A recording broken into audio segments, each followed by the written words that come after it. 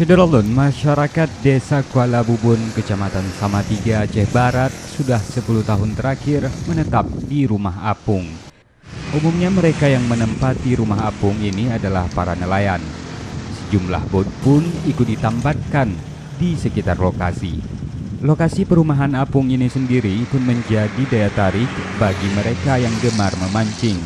Selain itu, banyak juga warga yang mendatangi lokasi rumah apung ini untuk berwisata dengan pemandangan jembatan layang di ruas jalan Banda Aceh Melabuh. Dari Melabuh, Rizwan, Serambi On TV.